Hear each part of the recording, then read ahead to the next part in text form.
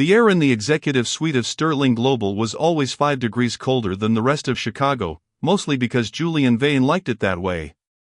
Ilara Vance stood by the floor-to-ceiling window, watching the sleet turn the city into a gray blur.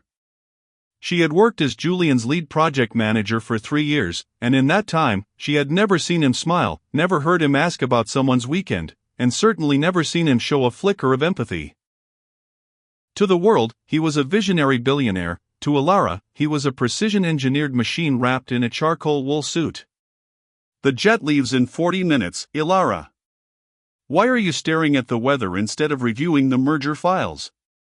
Julian didn't look up from his tablet. His voice was like a cello, deep, resonant, and utterly devoid of warmth. The FAA is grounding regional flights, Julian, Ilara said, turning to face him. Her pulse quickened with the familiar spark of irritation. It's a nor'easter.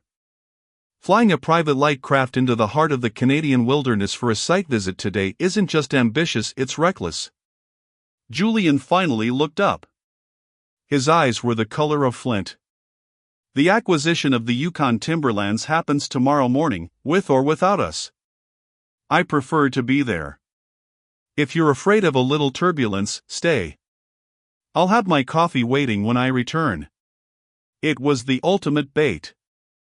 Julian knew Ilara was the most capable person in the firm.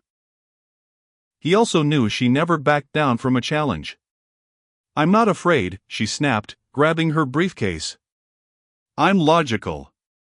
There's a difference. An hour later, they were at 30,000 feet. The Gulfstream G280 was a masterpiece of luxury, cream leather, polished walnut, and gold accents, but inside the cabin, the silence was heavy. Ilara sat across from Julian, the hum of the engines the only bridge between them. The first sign of trouble wasn't a sound, but a feeling. A sudden, sickening drop in her stomach as the plane hit an air pocket. Just a bit of wind, Julian said, though he finally set his tablet aside. Then came the alarm. A piercing, rhythmic chime that made Ilara's blood turn to ice. Through the cockpit door, she saw the pilot's hands flying across the console. The sky outside wasn't gray anymore, it was black, and the wings were beginning to shudder violently. Julian, Ilara whispered, her logic finally giving way to raw instinct.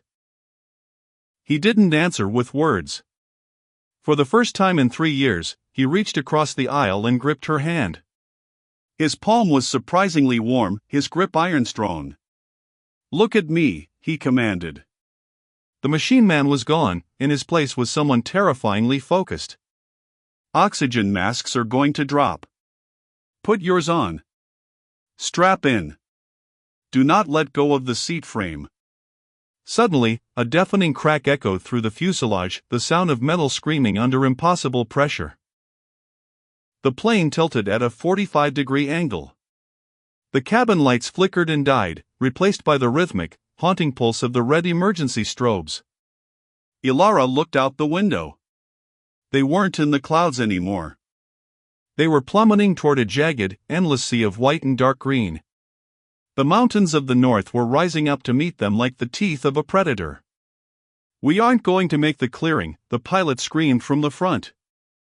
Julian's eyes locked onto Ilara's. In that final second of flight, the mask of the cold boss shattered.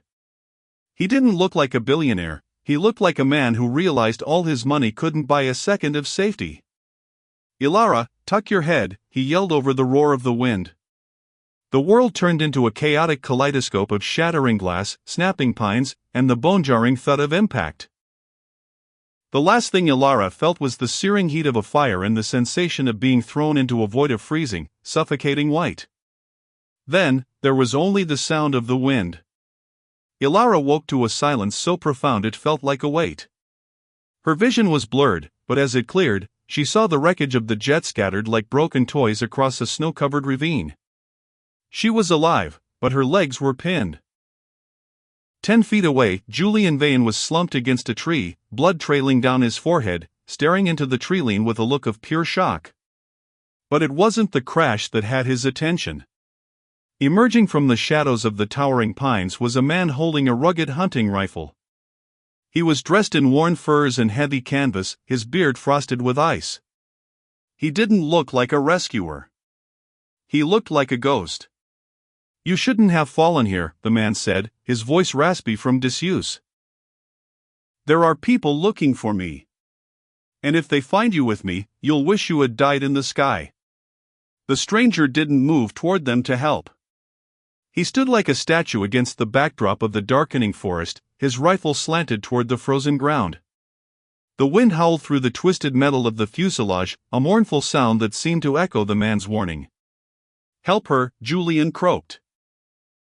He tried to stand, but his face contorted in pain as he collapsed back against the pine tree, clutching his side. His pristine charcoal suit was shredded, the white snow beneath him blooming with a terrifying shade of crimson. "Please. She's trapped." The stranger hesitated, his eyes darting toward the horizon as if expecting an army to appear over the ridge. Finally, he slung his rifle over his shoulder and trekked through the waist-deep snow. Up close, he was imposing. His face was a map of scars and weathered lines, but his eyes, a piercing, guarded blue, held a flicker of something Ilara hadn't expected, profound weariness. He looked at Ilara's pinned legs. A heavy piece of the cabin partition had wedged her down into the soft embankment. "Don't scream," the man said. It wasn't a threat, it was a piece of advice. Sound carries for miles in the frost. He braced his boots against the wreckage and heaved. With a guttural grunt, he lifted the debris just enough. Julian, fueled by a sudden burst of adrenaline, crawled over and hauled Ilara free. She gasped, her legs throbbing with the return of blood flow, but she wasn't broken, just badly bruised and shivering violently. "I'm Silas," the man said, already turning back toward the trees. "If you stay here, the wolves will have you by midnight. If you come with me, you survive the night. But you do exactly as I say. No lights. No electronics." "Our phones," Ilara started, reaching for her pocket. "Our paperweights out here," Silas cut her off. "And if they have a signal, they can be tracked. Do you want to be found by the people hunting me? Because they don't do rescues." The trek was a nightmare of endurance. Julian was fading fast, his breath coming in ragged hitches. Ilara, despite her own pain, stepped under his arm, taking his weight. The man she had spent years resentfully serving was now leaning on her just to stay upright. "I've got you," she whispered, her breath blooming in the air. "Leave me, Ilara," Julian muttered, his voice losing its edge. "The merger, the files, they aren't worth this." "Shut up, Julian," she snapped, a flash of her old fire returning. "You don't get to fire me in the middle of a forest. Move your feet." After what felt like hours, a small, low-slung cabin emerged from the shadows. It was camouflaged with pine boughs and banked snow, nearly invisible to the naked eye. As they approached the heavy timber door, it swung open. A small girl, no older than 6, stood in the doorway holding a dim oil lantern. Her eyes went wide at the sight of the bloodied strangers. "Daddy," she whispered. "Inside, Mira." "Now," Silas commanded gently but firmly. The interior of the cabin was a stark contrast to the luxury Ilara and Julian were used to. It smelled of cedar smoke, dried herbs, and old books. There was no electricity, only the soft, flickering orange glow of a stone fireplace. Silas steered Julian toward a rugged wooden cot. "Lay him down. I need to check that wound." As Silas worked, his hands, calloused and stained, moved with the precision of a surgeon. Ilara watched, trembling, while the little girl, Mira, brought her a tattered wool blanket. "Is he going to die?" Mira asked, her voice small. "Not tonight," Silas answered for them, though his expression remained grim. He looked at Ilara. "You're his assistant?" "I'm his project manager," Ilara corrected, wrapping the blanket tighter. She looked at Julian, who was drifting in and out of consciousness.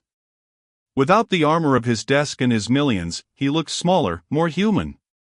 "Who are you, Silas? You don't talk like a local woodsman." Silas paused, his needle poised over Julian's skin. For a moment, the mask of the hermit slipped, revealing a glimpse of a haunted past. "I'm a man who made the mistake of protecting the wrong person," Silas said darkly. "And now, I protect the only thing that matters." He gestured toward his daughter. Just then, a low, metallic hum vibrated through the floorboards. It was distant, but distinct. Silas froze, his hand flying to the oil lamp and blowing it out.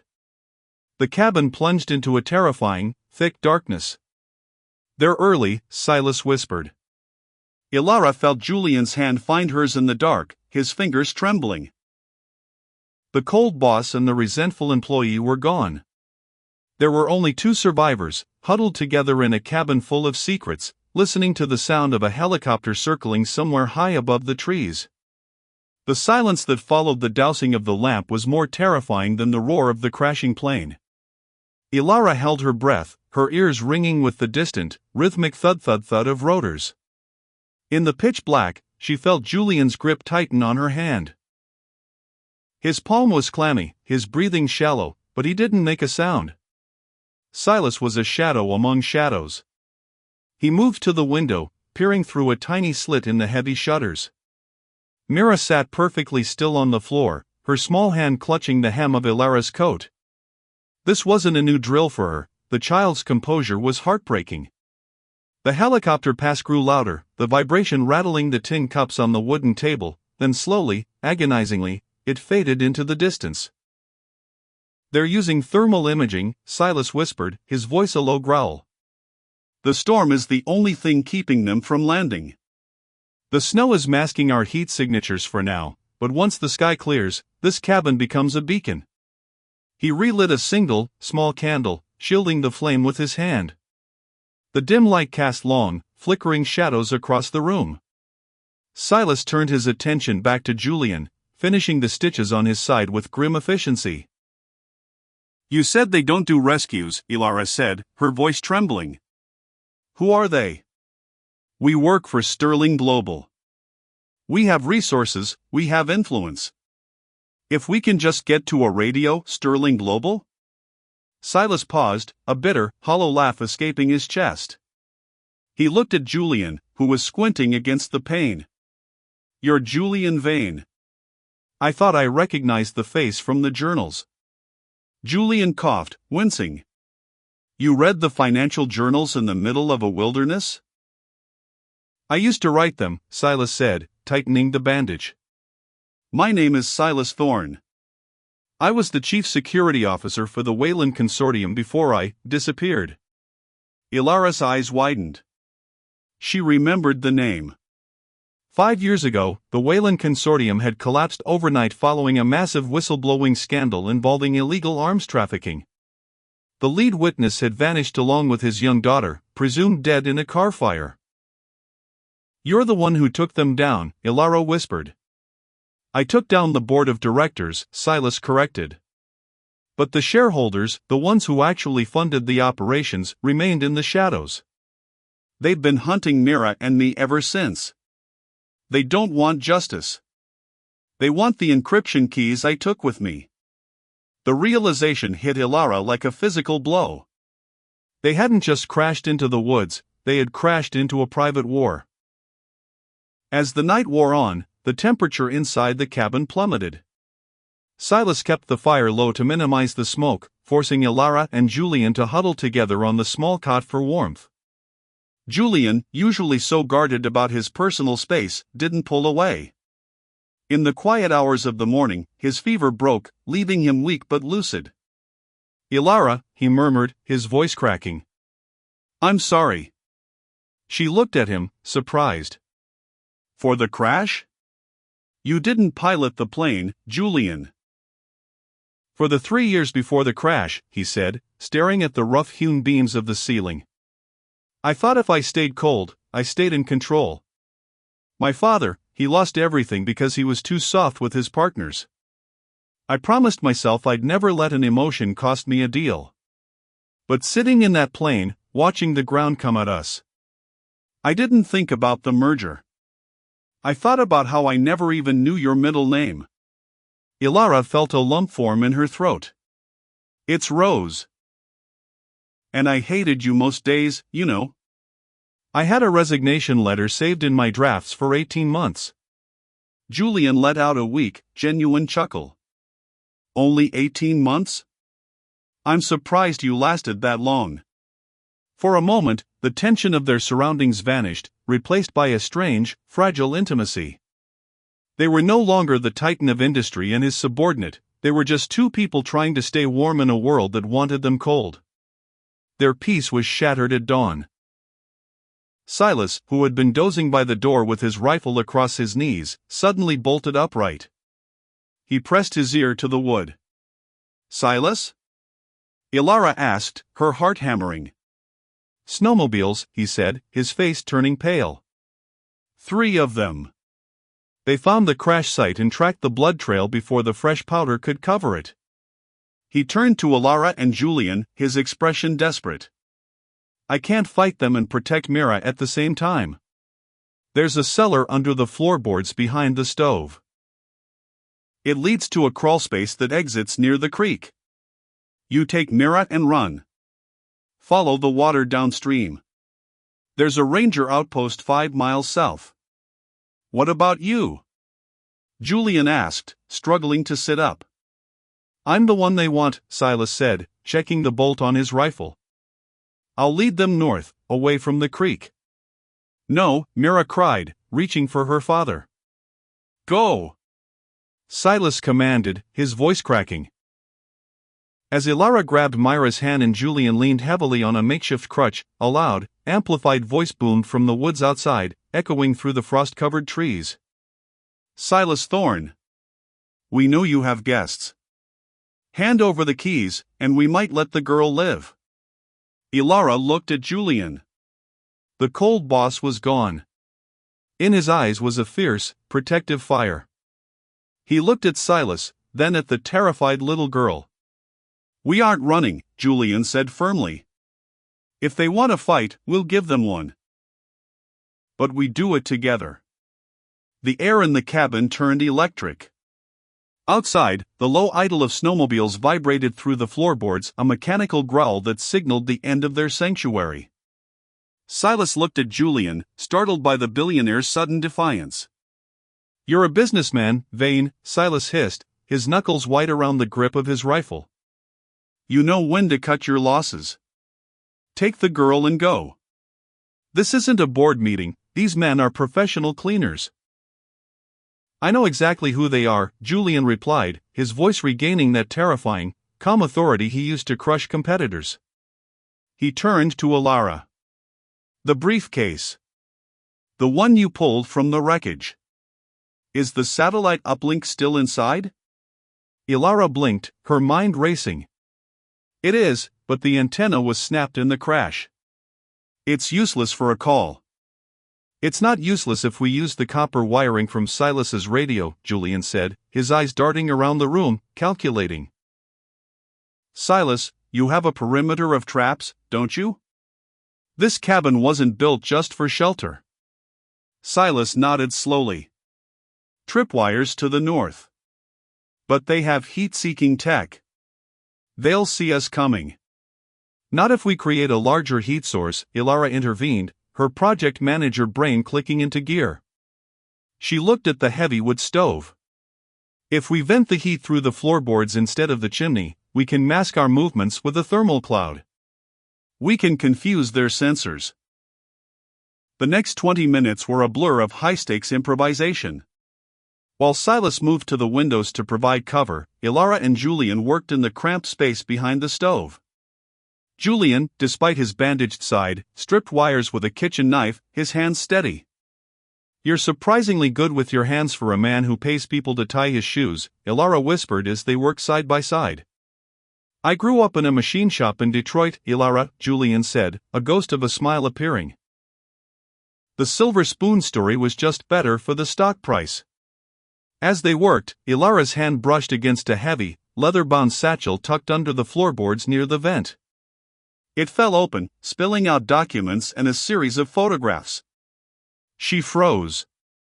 The top photograph wasn't of Silas or Mira. It was a surveillance shot of Julian Vane leaving a building in Zurich 3 years ago. Next to it was a list of names, major investors in the Wayland Consortium. Julian's name was at the top. Ilara's heart stopped. She looked at Julian, then at the papers. "Julian, why does Silas have a file on you?" Julian stopped mid-motion. He looked at the papers, his face draining of color. The silence in the cabin suddenly felt different, heavier, more dangerous. "I didn't invest in Wayland," Julian whispered, but there was a flicker of realization in his eyes. "My holding company, my father's old partners, they must have used my accounts as a front." Or, Silas's voice came from the window, colder than the wind outside, "You're the one who hired the men outside to find me." Silas turned his rifle away from the window and pointed it directly at Julian's chest. "I thought it was a coincidence," Silas growled. "A plane crash right in my backyard? A billionaire landing on my doorstep?" "You didn't crash, Vane. You tracked me. And you brought your assistant as a shield." "Silas, no." Ilara stood up, stepping between the rifle and Julian. "Look at him. He almost died. He wouldn't risk his own life to find you this way." "The best lies are the ones where you bleed for the cause," Silas retorted. Outside, the voice boomed again. 5 minutes, Silas. Or we start tossing flashbangs through the shutters. We know Vane is in there. Tell him the board wants their dividends." The tension was a physical weight. Mira began to cry softly, huddled in the corner. Julian looked at Silas, then at the rifle, then at Ilara. He saw the doubt in Ilara's eyes, the 3 years of his cold behavior weighing against this moment of survival. "I didn't know," Julian said, his voice cracking. "But if my name is on those documents, then I am the only reason you're still alive. If they kill me, they lose their front. They lose their legality." Julian stood up, ignoring the pain in his side. He walked toward the door. "What are you doing?" Ilara grabbed his arm. "I'm going to negotiate," Julian said. "Silas, give me the satellite uplink. If I can connect to my firm's private server for just 60 seconds, I can freeze the Wayland assets. I can make them worthless to the men outside." "And why would you do that?" Silas asked. "You'd be destroying half your own fortune." Julian looked at Ilara, his gaze lingering on her face with an intensity that made her breath hitch. "Because for the first time in my life, I've found something worth more than the merger." He didn't wait for an answer. Julian threw open the cabin door, stepping out into the blinding white light of the snow and the red laser sights of the men waiting in the trees. "I am Julian Vane," he shouted into the wind. "Lower your weapons, or I delete the accounts before you can take another step." Ilara watched from the shadows, her heart in her throat. The cold boss was standing in the line of fire for a stranger, a child, and for her. But as the lead mercenary stepped forward, removing his goggles, a new terror emerged. The mercenary didn't look like a soldier. He looked like Julian's own head of security. "Hello, Mr. Vane," the man said, raising his silenced pistol. "The board decided you were becoming a liability. We weren't sent to rescue you. We were sent to make sure the crash finished the job." The betrayal hung in the frozen air like a physical blow. Julian stood motionless, his shadow lone against the snow, staring at Miller, the man who had headed his personal security for half a decade. "You've been on their payroll since the beginning, haven't you?" Julian's voice was surprisingly steady, though Ilara could see his hands trembling from the cold and the blood loss. "Not their payroll, Julian." "I'm a partner," Miller sneered, stepping closer. 2 other men in white tactical gear fanned out, their rifles leveled at the cabin's porch. "The board didn't like how much interest you were taking in the legacy accounts. You were starting to ask questions that cost billions. The crash was supposed to be a tragic accident. Now, it's just going to be a messy one." Inside the cabin, Ilara felt a surge of adrenaline. She looked at Silas. The hermit's suspicion had vanished, replaced by the grim focus of a soldier who knew the odds. The uplink, Ilara whispered, grabbing the device Julian had been wiring. If I can get to the high ground behind the cabin, I can get a signal. If Julian can keep them talking for 3 minutes, I can trigger the freeze. It's suicide, Silas hissed. They have thermal. Not if you give them something else to look at, Ilara countered. She grabbed a jar of kerosene from near the stove and a bundle of dry kindling. On my mark, you hit the tripwires to the north. Use the kerosene to start a flashfire in the opposite direction. I'll go through the crawlspace. Silas really looked at her. He saw the project manager who was used to making impossible deadlines happen. He nodded once. Go. Protect the girl if I fall. Ilara dropped into the crawlspace, the damp earth smelling of rot and winter.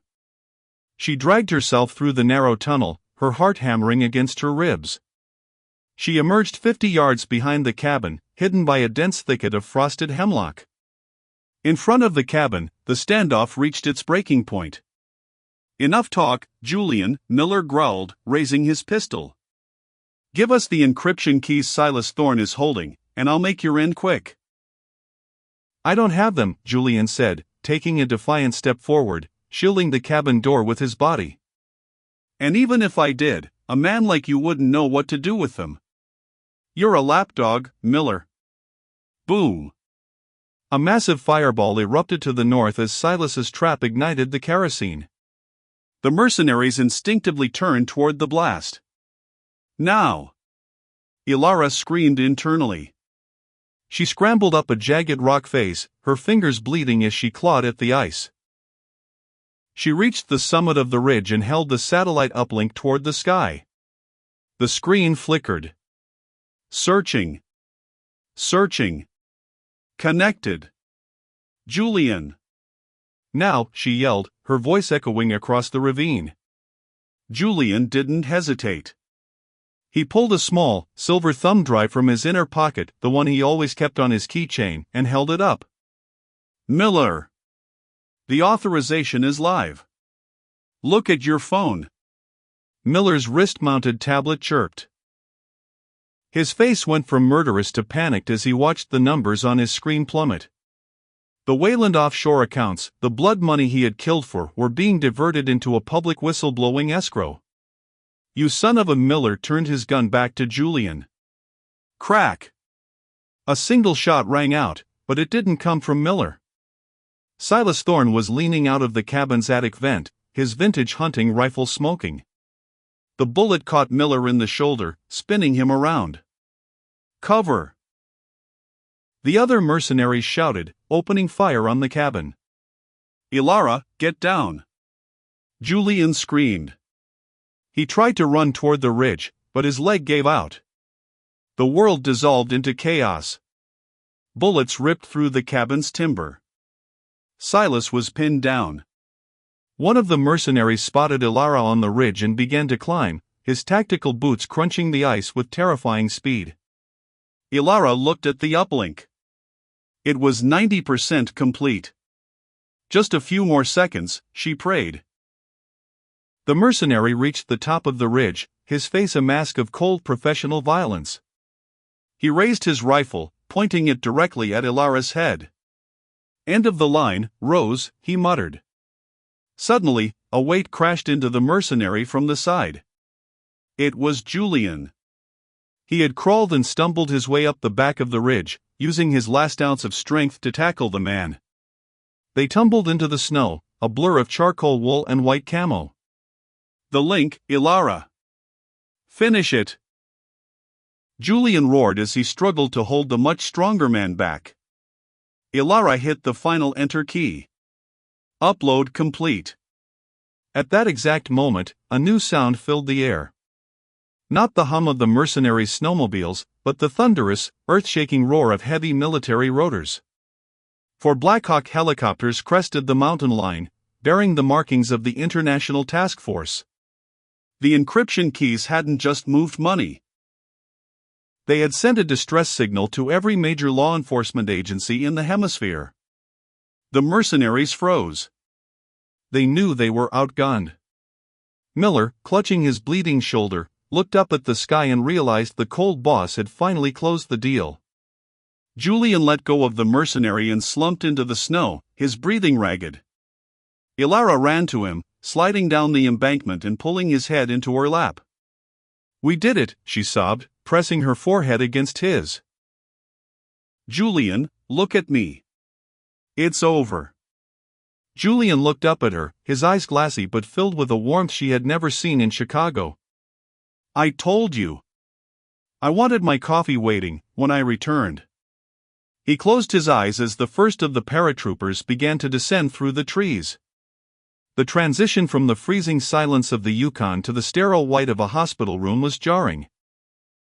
For Ilara, the first 48 hours were a blur of thermal blankets, police statements, and the persistent smell of antiseptic. When she was finally cleared to walk, she didn't head for the exit. She followed the hallway to the intensive care wing. Julian was sitting up, his chest heavily bandaged and his arm in a sling, but he was staring out the window at the Vancouver skyline. When Ilara entered, he didn't look like the man who had frozen out boardrooms. He looked like someone who had finally stepped out of a long, dark tunnel. "I heard the news," Ilara said softly, leaning against the doorframe. "The Wayland board has been dismantled. Miller and his team are in custody. And Silas and Mira are gone." Julian turned, a small, genuine smile touching his lips. "They aren't gone, Ilara. They're safe. I made sure the task force treated Silas as a protected witness, not a fugitive. My lawyers are setting up a trust for Mira. They'll never have to hide in a cabin again." Ilara walked over to his bedside. "You gave up a lot to make that happen, Julian. The firm is going through a massive restructuring. You lost billions in the freeze." "I didn't lose anything I can't replace," Julian said, reaching out with his good hand to take hers. This time, it wasn't a grip for survival, it was a gesture of profound connection. "I spent my whole life building a fortress out of ice, thinking it made me invincible. It took a plane crash and a freezing forest to show me that I was just lonely." He looked at her, his flint gray eyes now soft and clear. "You saved my life, Ilara. Not just on that ridge, but by staying with me for 3 years when I gave you every reason to walk away. I don't want to be your boss anymore." Ilara's heart skipped a beat. "Is this you finally firing me?" "No," Julian whispered, pulling her closer. "This is me asking you to be my partner. In everything. I want to build something real this time. Something that doesn't require a charcoal suit to protect." Ilara smiled, tears of relief and joy stinging her eyes. She leaned down, and for the first time, there was no ice between them. The kiss was warm, certain, and tasted like a new beginning. 1 year later, the sun was setting over a quiet lake in Montana. On the porch of a beautiful, modern timber home, Ilara sat with a book in her lap. The sound of laughter echoed from the shoreline, where Julian was teaching a much healthier, happier Mira how to skip stones across the water. Silas stood nearby, a free man, watching his daughter with a peace he hadn't known in a decade. Julian looked up and caught Ilara's eye. He blew her a kiss, his face lit by the golden hour. The cold boss was gone, replaced by a man who knew that the greatest mergers aren't made in boardrooms, but in the moments when we choose to protect one another. They had survived the crash, the forest, and the shadows of their past. And as the stars began to poke through the big Montana sky, Ilara knew they had finally found their way home. What an incredible journey of survival, betrayal, and unexpected love. From the icy heights of a plane crash to the warmth of a new life, Ilara and Julian proved that even the coldest hearts can melt when faced with the truth. What did you think of Julian's transformation? Do you think you could have survived that first night in Silas's cabin? Let's talk about it in the comments below. If you enjoyed this tale of suspense and redemption, don't forget to like this video and share it with someone who loves a good survival story. And if you want more gripping, realistic tales like this one, hit that subscribe button and turn on notifications so you never miss an episode. Thanks for listening, and remember, sometimes you have to lose everything to find what truly matters. See you in the next story.